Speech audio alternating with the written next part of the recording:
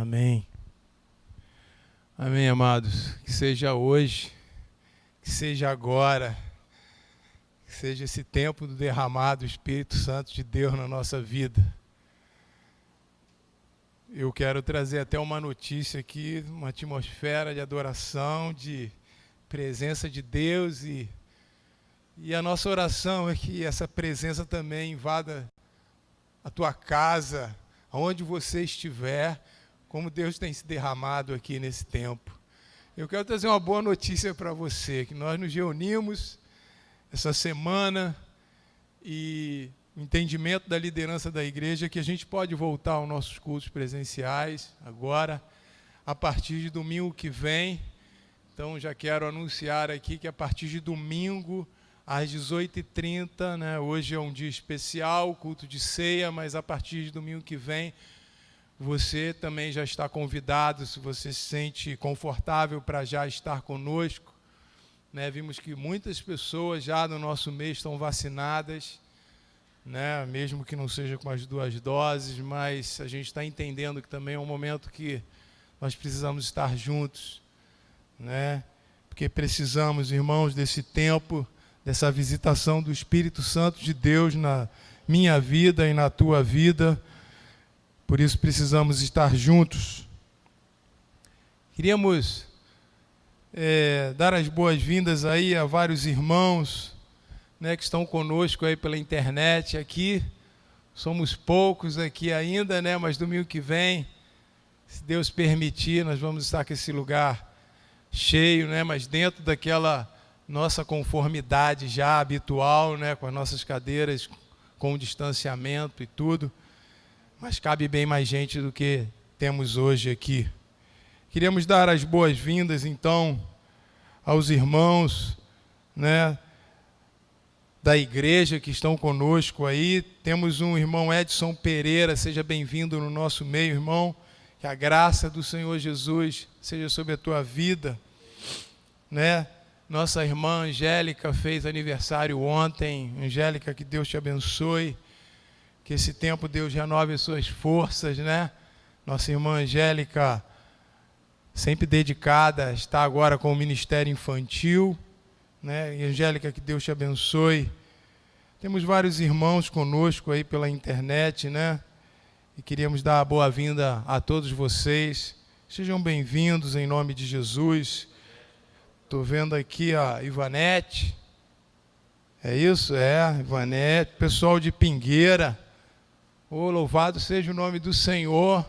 Estamos programando estar aí com vocês, em nome de Jesus, para continuarmos orando, para Deus levantar, né, um ministério, para estar com vocês, um pastor, né, um missionário, para estar com os irmãos aí. Deus vai abrir uma porta, que vocês estejam clamando aí também ao Senhor por uma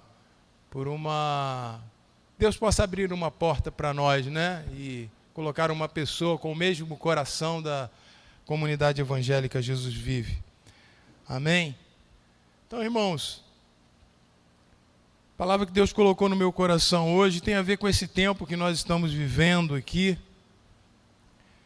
E eu dei um nome meio que audacioso para ela, né? Autossabotagem. Onde, quando e por que acontece isso? Né? Eu acho que essa figura ilustra bem um pouco do que é essa palavra quando a gente coloca um auto na frente. Não sei se você já se pegou punindo você mesmo. O médico diz para você cuidar de sua saúde, e aí dá vontade de você chutar o balde, pisar na jaca. Já aconteceu isso contigo?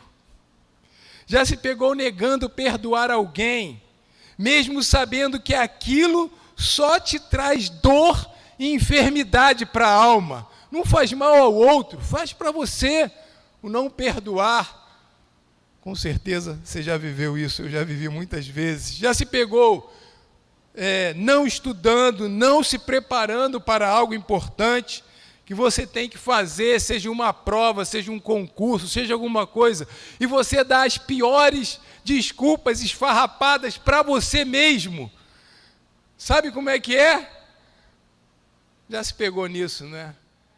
Os psicólogos falam que isso é uma autossabotagem. Na palavra sabotagem não tem nada a ver com esse auto. Se você tirar esse auto, sabotagem é quando você faz alguma coisa para prejudicar o funcionamento de algo. Você tem um caminhão, ônibus, sei lá, alguém vai lá, tira uma peça e aquele ônibus não funciona mais do jeito que ele tinha que funcionar. Isso é sabotagem. Mas o pessoal da área de humanas, né, os psicólogos, colocaram um auto na frente. Isso quer dizer exatamente isso. Você faz algo contra você mesmo para se prejudicar, para aquilo que estava funcionando bem não funcione mais. Estranho isso, né? Mas a gente faz isso muitas e muitas vezes. É que a gente não se percebe. Eu quero chamar a sua atenção nessa manhã, até por causa do momento que nós estamos vivendo na igreja, né? Então, a autossabotagem, essa imagem representa muito bem isso que eu defini, e é quando adquirimos comportamentos para nos punir e não chegar ao alvo que queremos. Trata-se de ir contra o alvo, o objetivo, pelo qual tanto nos esforçamos e lutamos. Nós fazemos isso dentro de nós. Acreditamos às vezes que não somos merecedores. Ah, Deus esqueceu de mim. Não temos dificuldade de reconhecer as nossas próprias conquistas. Aquilo que Deus já fez por mim. Por isso que Deus fala que a gente tem que ter um coração grato, querido. Nós precisamos ter um coração grato. Sempre lembrarmos daquilo que já conquistamos em Cristo Jesus. Às vezes nós focamos no que falta ou o que não está bom. Olha que coisa engraçada, conseguimos focar isso de maneira errada. Colocamos o nosso foco na direção errada. De vez em quando, nos pegamos fazendo isso com nossa vida de relacionamento com Deus. E eu queria ilustrar isso, claro, contando uma história. Não só isso acontece conosco, mas acontece também com muitos personagens bíblicos, porque eles são como nós, iguais a nós. Não tem muita diferença. E eu queria, antes de ler o texto, só queria colocar um outro slide para contextualizar o momento. O momento que nós vamos ler esse texto. É o momento onde Jesus morre na cruz, ressuscita 3 dias depois, e antes dele subir ao céu, ele passa 40 dias entre os discípulos. E esses 40 dias, ele vai aparecer várias vezes a eles, até para fortalecê-los, para mostrar que ele ressuscitou, e ele vive, e agora ele está inaugurando um novo reino. E aí é nesse contexto que eu quero ler a passagem que nós vamos meditar nessa manhã. Está lá em João 21, de 1 a 3. Acompanhe comigo o texto. Depois disso, Jesus se manifestou outra vez aos discípulos junto ao mar de Tiberíades. Foi assim que ele se manifestou.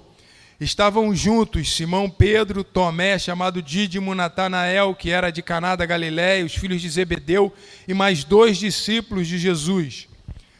Simão Pedro disse aos outros: vou pescar. E os outros responderam: nós também vamos com você. Foram, entraram no barco, mas naquela noite não pegaram nada. Como eu falei, essa história está acontecendo naqueles 40 dias, irmãos, até Jesus ser assunto ao céu, né? E aquele momento Deus não tinha dado nenhuma instrução para eles ainda, nenhum mandamento. Jesus estava se manifestando, que ele tinha ressurgido dentre os mortos, e agora havia inaugurado, na verdade, um novo reino, o reino da esperança, da ressurreição.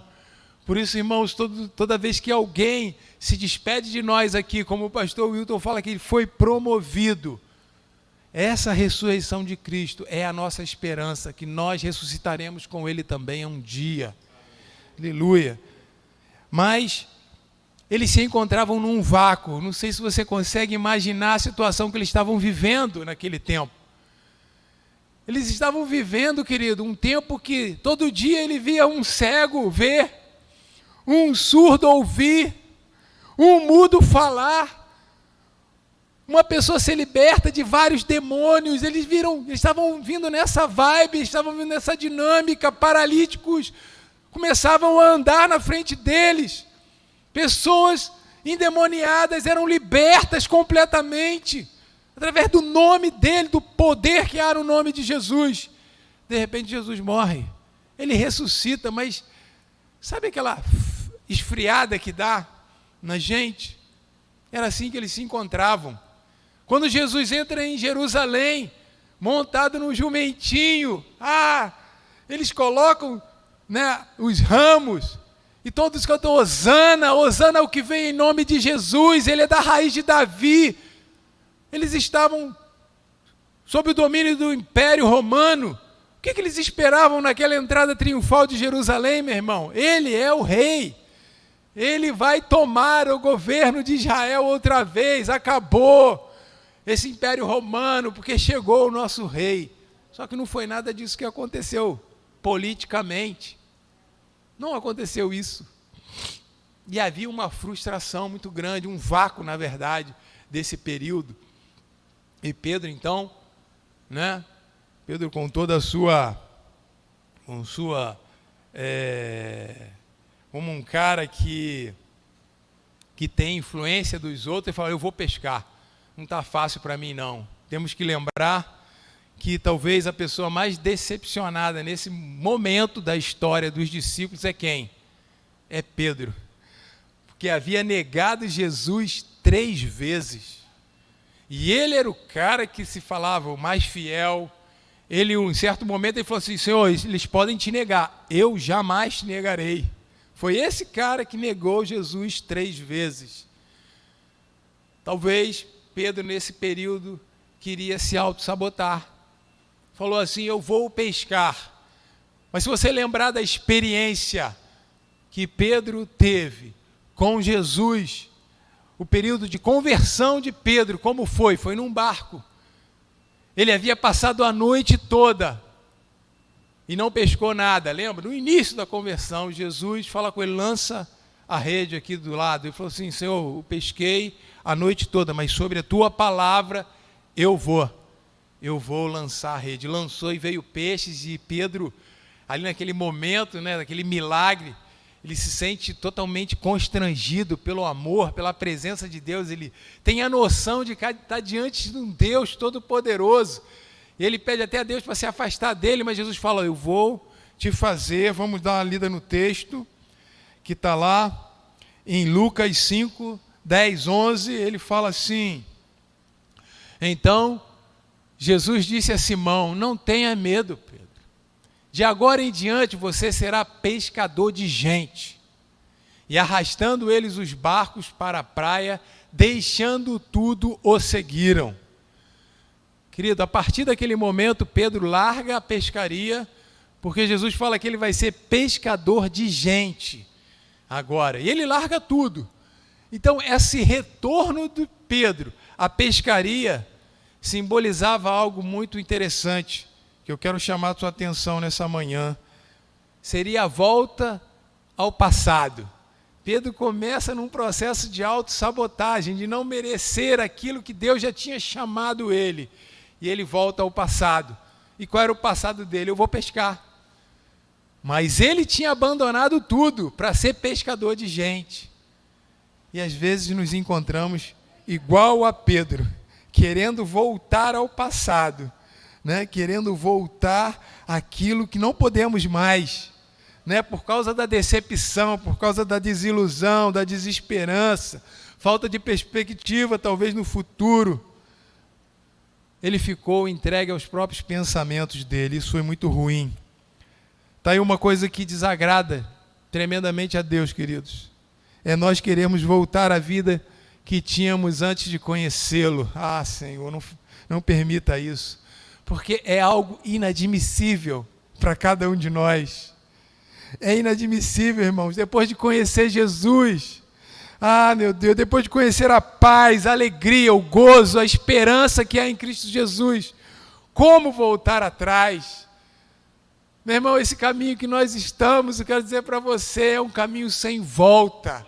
É um caminho de esperança, não temos mais como voltar atrás.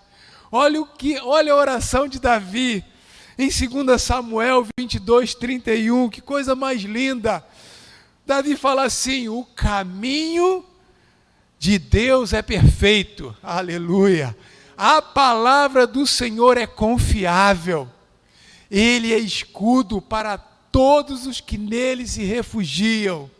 Meu irmão, esse caminho que Deus colocou a gente, ele é perfeito. Quem não é perfeito somos nós, com as nossas fraquezas, as nossas inabilidades, a nossa vontade às vezes de voltar atrás por causa das circunstâncias.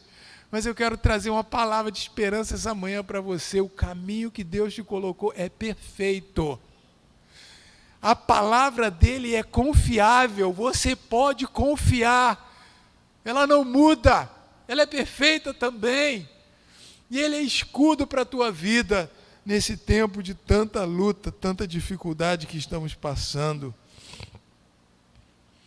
Pedro está adquirindo então comportamentos para se punir e não chegar ao alvo, né? Aquilo que Deus queria levá-lo. Trata-se aqui, irmãos, de ir contra o alvo, contra o objetivo, contra aquilo que Deus colocou na nossa vida. E Pedro está nessa vibe aí, né? Pedro lutou tanto, entregou a vida dele, mas naquele momento ele estava querendo voltar atrás, né? De vez em quando isso acontece conosco também. É bom a gente ver um exemplo como o de Pedro, né? Para nós nos compararmos com ele, saber que até Pedro também teve esses momentos de crise, esses momentos de querer se auto-sabotar em função das circunstâncias. E eu quero chamar sua atenção para isso. Olha o que Jesus falou de Pedro. Jesus sabia que Pedro ia passar por isso. Olha lá em Lucas 22, de 31 a 32. Olha o que diz a palavra. Antes de Jesus morrer na cruz, antes de ressuscitar, ele falou assim: Simão, Simão, eis que Satanás pediu para peneirar vocês como trigo. Eu, porém, orei por você, para que a sua fé não desfaleça. E você, quando voltar para mim, fortaleça os seus irmãos. Querido, quantos de nós têm sido peneirados nesse tempo de pandemia? Eu creio que poucos de nós não têm sido peneirados nesse tempo de pandemia. Mas veja o texto, que Jesus não está dizendo que vai livrar o Pedro da peneira. Isso aí eu preciso realmente falar com você. Mas sim, ele vai rogar a Deus, está lá, para que a fé de Pedro não se desfaleça. Eu acho que isso vale para nós também. Nós estamos passando por um vale que parece não ter fim. Mas Deus não está preocupado que passe logo, querido. Eu não sei quanto tempo ainda vai durar esse período. Eu não sei, eu não posso dizer. Eu não tenho revelação disso. Mas sim que essa situação não faça a gente perder a fé. Deus está olhando para cada um de nós, olhando para você que está nos ouvindo. E falando: eu vou orar por você. Você vai ser peneirado. Você está sendo peneirado nesse tempo. Mas o Senhor Jesus está velando pela tua vida, para que a tua fé continue inabalável nele, para que a tua fé permaneça firme nele. É disso que ele está falando. E eu tenho certeza que a palavra de Deus diz que o Espírito Santo intercede por nós. E ele está intercedendo por você. Deus não permite, queridos, ele não tira a gente da peneira, ele está fazendo a gente passar por uma peneira apertada. Individualmente, como igreja, talvez você como família. Eu não sei qual é a tua necessidade, o teu problema hoje. Mas o Espírito Santo está conosco, para que a nossa fé não se desfaleça nesse tempo. Nós precisamos ficar firmes. É disso. E uma coisa que que interessante, antes dessa pandemia, um texto que Deus falou muito ao meu coração, parecia um preparativo para esse tempo que nós estamos vivendo hoje. Eu lembro que eu compartilhei com alguns irmãos sobre isso. E eu não sabia, mas Deus estava falando comigo, e talvez essa palavra seja para esse tempo. O salmista, lá no Salmo 112, começa dizendo que bem-aventurado o homem que teme ao Senhor. E no 7 e o 8 ele diz, esse bem-aventurado, esse homem que não teme ao Senhor, ele não se atemoriza de más notícias. Amém? Esse bem-aventurado, esse homem que teme ao Senhor, ele não se atemoriza de más notícias. Por quê? Porque o seu coração é firme, confiante no Senhor. O seu coração bem firmado não teme. Irmãos, é um tempo que nós precisamos de viver esse salmo. Nós precisamos viver esse salmo como nunca antes. A gente não teme mais notícias. A gente teme ao Deus Todo-Poderoso, que é o nosso Senhor. E o legal dessa história de Pedro, que a gente consegue, se assemelhar a ela, é que eles não pegaram nenhum peixe. Eles eram pescadores experientes. Todos eles, João estava ali com ele, que era pescador também. Passaram a noite toda, não pegaram nada. Não pegaram nada. E eu fico olhando para isso e fico vendo a mão de Deus nessa história, né? Deus faz assim também conosco, né? Quando estamos nesse processo de autossabotagem, mas Ele não permite que tenhamos sucesso em nossa empreitada, assim como Pedro teve insucesso na pescaria dele, porque aquilo ali era voltar ao passado, era voltar atrás, sabe? Deus não permite, irmãos, porque Deus está conosco, Deus está cuidando de nós. Pedro era um influenciador. Se você olhar nessa história da geração dele, ele influenciava demais. Se você olhar a história lá no início, ele carregou os 7 discípulos para pescar. Ele falou, vou pescar. Todo mundo falou, não, vou contigo, vamos também. E eu fico pensando hoje, né? Hoje qualquer um de nós pode exercer essa função de influenciador, não é verdade? Todos nós hoje. E eu não sei por que a gente usa essa palavra em inglês ainda, né? Influencer, né? Fica um negócio mais potente, né? É interessante. Em particular, eu vejo até os jovens, né? Estou vendo aqui um jovem. Vocês estão conectados nas redes sociais. Eu pergunto a cada um de nós, que tipo de influenciador nós estamos sendo hoje, nesse tempo? Né? Que tipo? Como estamos influenciando as pessoas? Né? Qualquer um que tem um canal no YouTube, um Instagram, um Facebook, pode influenciar pode influenciar 10, pode influenciar 100, pode influenciar 1000 pessoas, 100 mil, não é isso? 1 milhão de pessoas. Dizem que tem pessoas que seguem 1 bilhão, tem 1 bilhão de pessoas seguindo aquela pessoa, querendo saber a opinião daquela pessoa sobre aquele assunto, sobre alguma coisa. É impressionante isso, esse poder que a internet trouxe para nós. E nesse momento aqui da história, Pedro está sendo um cara que está influenciando mal os discípulos, porque pescar simbolizava o retorno, simbolizava o voltar atrás. E esse caminho de Deus não tem retorno, meu irmão, não tem. Esse caminho é perfeito para nós. A palavra de Deus é confiável, não podemos perdê-la de vista. Mas Pedro aqui, auto-sabotando, levou muita gente. Cuidado. Olhe para como você tem influenciado as pessoas. A história continua. Vamos ler a partir do capítulo 4. Ao romper do dia, Jesus estava na praia, mas os discípulos não reconheceram que era ele. Jesus perguntou, filhos, será que vocês têm alguma coisa para comer? Eles responderam, não. Então Jesus disse, joguem a rede à direita do barco e vocês acharão. Assim fizeram e já não podiam puxar a rede, tão grande era a quantidade de peixes. Que coisa mais linda. E os discípulos a quem Jesus amava disse a Pedro, é o Senhor. Simão Pedro, ouvindo que era o Senhor, cingiu-se com a sua túnica, porque tinha tirado a roupa e lançou-se ao mar.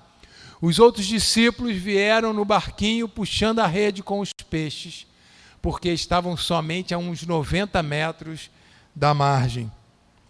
Queridos, apesar de nós, Jesus se importa com cada um de nós. Vai ao encontro de Pedro para fazê-lo parar de auto-sabotar.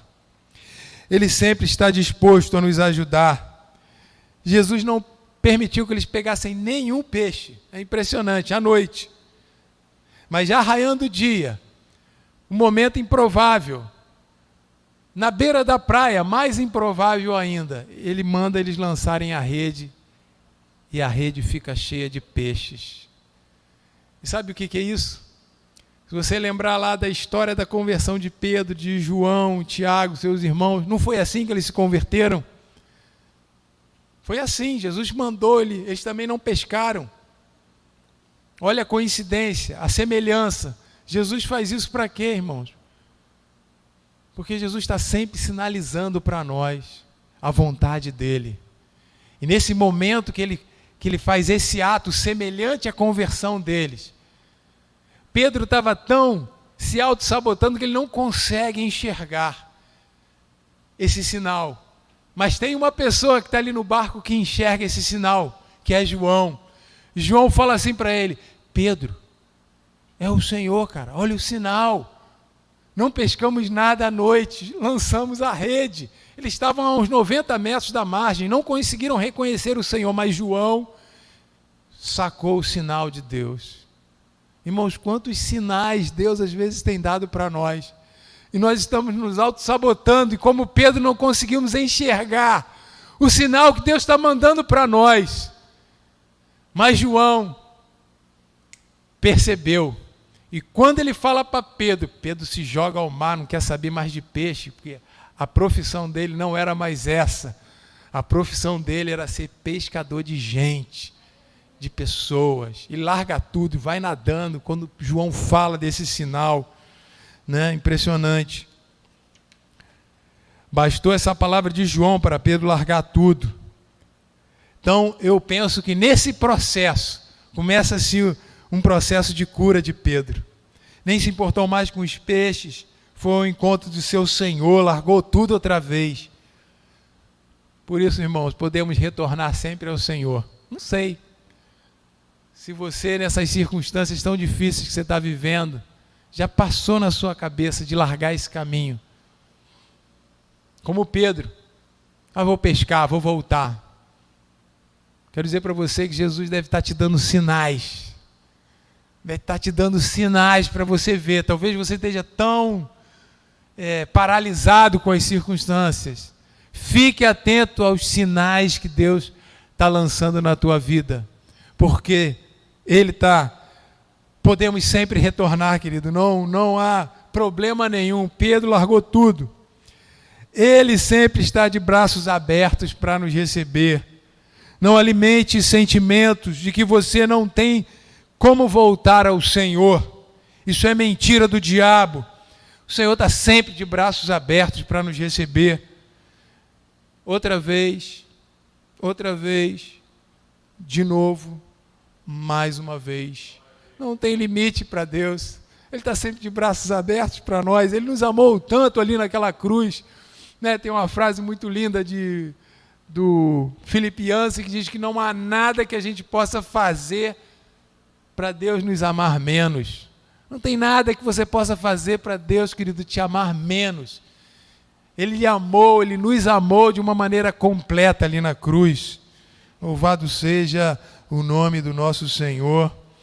E a história, agora já terminando essa história, continuando lá, vou pular agora o texto é muito longo, eu vou para o versículo 15 agora. Então, eles descem, se encontram com Jesus. Depois de terem comido, Jesus os convida para um peixinho na praia. Jesus perguntou a Simão Pedro: Simão, filho de João, você me ama mais do que estes outros me amam? Ele respondeu: sim, Senhor, sabes que eu amo. Jesus lhe disse: apacenta os meus cordeiros. Jesus perguntou pela segunda vez: Simão, filho de João, você me ama? Ele respondeu: sim, o Senhor sabe que eu amo. Jesus lhe disse: pastoreia as minhas ovelhas, os meus cordeiros. Pela terceira vez, Jesus lhe perguntou: Simão, filho de João, você me ama? Pedro ficou triste por Jesus ter perguntado pela terceira vez: você me ama? E respondeu: o Senhor sabe todas as coisas, sabe que eu o amo. Jesus lhe disse: apacenta as minhas ovelhas. Pedro aqui, irmãos, precisava de cura. Precisava parar de auto-sabotar. Precisava voltar ao primeiro amor de Jesus.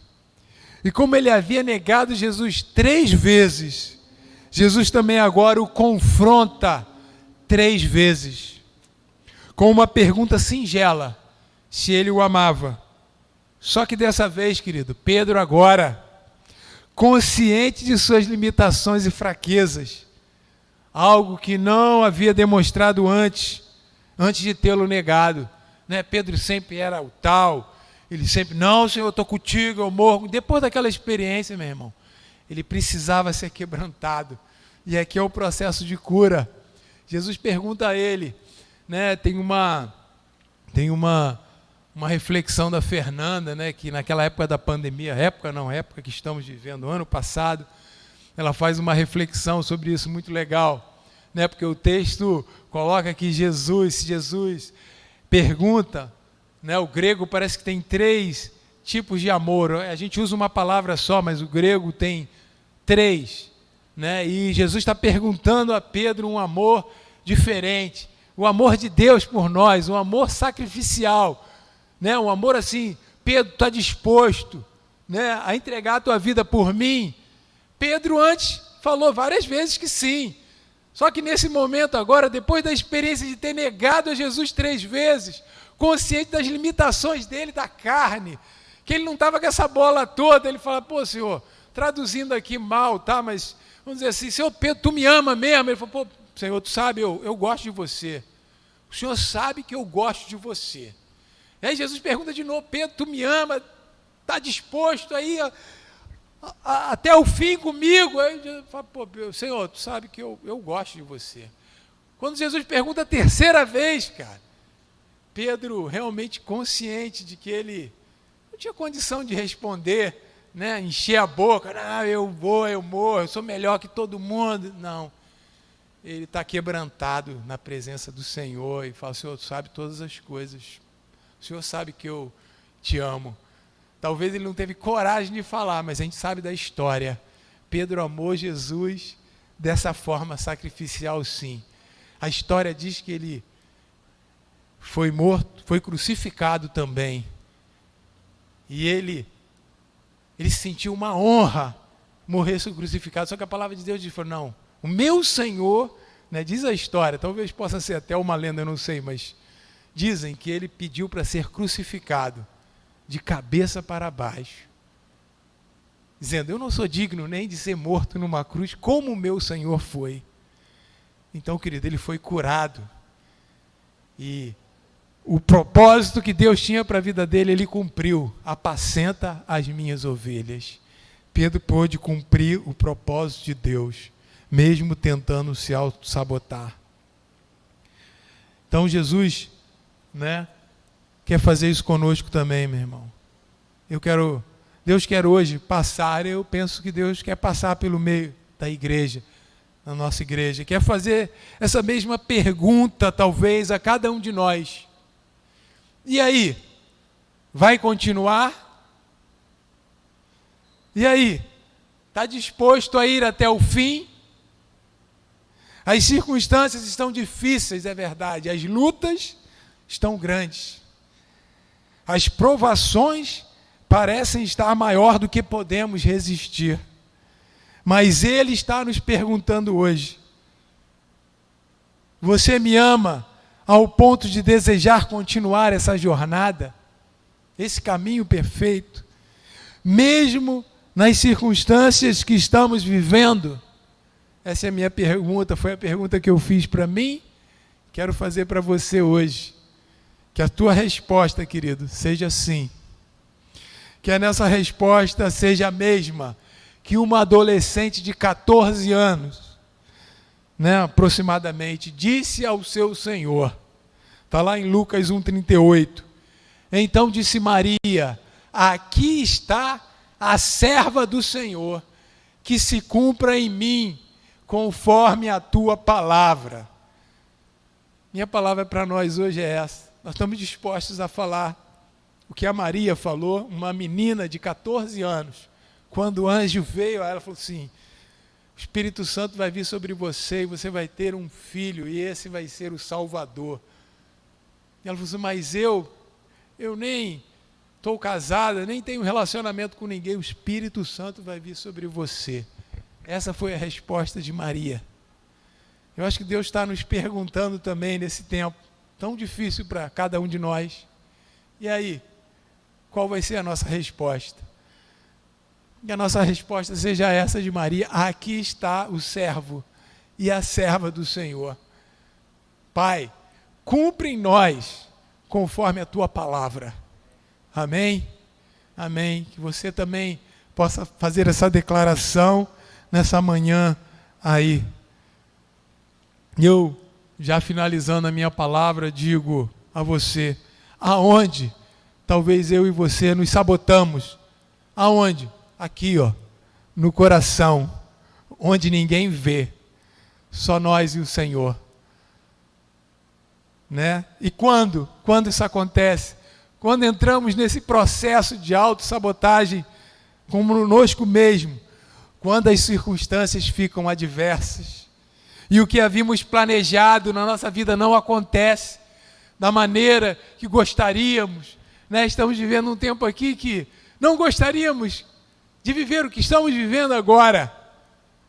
E eu quero te alertar, querido, não entre nesse processo de autossabotagem. Não entre nele. O caminho de Deus é perfeito. Ele não tem volta. A palavra do Senhor é confiável. Vamos continuar firmes. E por que fazemos isso? Às vezes, entramos nesse processo de autossabotagem. Sabe por quê? Porque entramos num processo que achamos que não merecemos, achamos que nós somos não merecedores da graça de Deus. Né? Pedro entrou nesse processo, havia negado ao Senhor 3 vezes, falou assim: pô, já era, eu vou embora, eu vou voltar a pescar, não dá para mim, eu falhei, eu errei, eu pisei na bola. Mas o Senhor falou para Pedro: Pedro, você vai ser peneirado, mas eu orei por você, para que a tua fé não se desfaleça. A minha oração para mim, minha oração para você, é que a sua fé não se desfaleça nesse tempo de pandemia, de circunstâncias tão adversas que estamos vivendo. Fique atento aos sinais que Deus tem dado a você.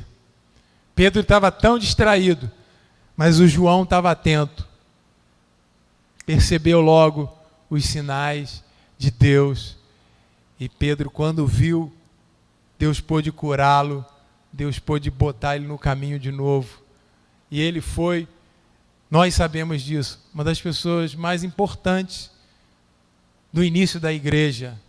Ele foi o cara no início da igreja, né? E não teve medo da morte. Tudo aquilo que ele viveu antes, ele foi curado pelo Senhor. E Deus pôde usá-lo poderosamente. Minha mensagem hoje para você é que Deus possa te usar poderosamente nesse tempo. É um tempo que, como cantamos aqui, foi um mover de Deus, esse último cântico que cantamos. Irmãos, meu anseio, minha oração é que Deus realmente avive nosso coração, avive, que o Espírito Santo dele venha sobre nós nesse tempo, para que nós possamos passar por essas circunstâncias fortalecidos e que a nossa fé não se desfaleça nesse tempo. Deus te abençoe. Nós vamos passar agora para esse momento também muito precioso para nós. Queria chamar os irmãos no louvor. E você vai ter um cântico antes do... ou não, depois? Pode ser depois, né? Tá bom. Então vamos... Espero que você tenha se preparado para a ceia, né? Nós também aqui já estamos preparados. Eu queria orar antes, para que essa palavra possa penetrar o teu coração e possa fazer diferença nesse dia. Pai, nós queremos te louvar, ó Deus, pela tua palavra, Senhor, que é viva e é eficaz. E o Senhor está sempre nos chamando a atenção, Senhor, para voltarmos para Ti, Senhor.